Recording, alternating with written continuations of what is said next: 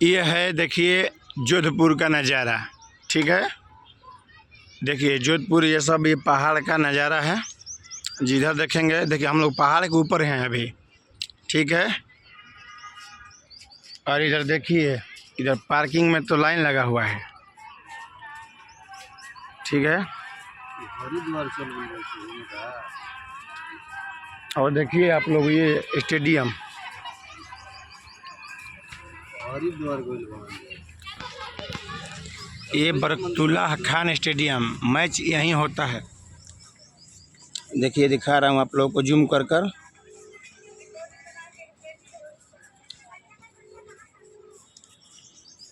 ठीक है, देखिए ये है,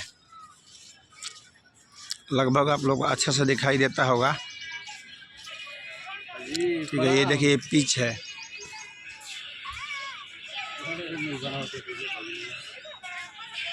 ये पूरा यहाँ से दिखाई देता है जोधपुर। हरिद्वार के नजारा हमने भी बात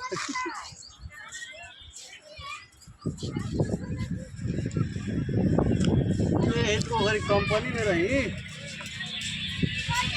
11 बजे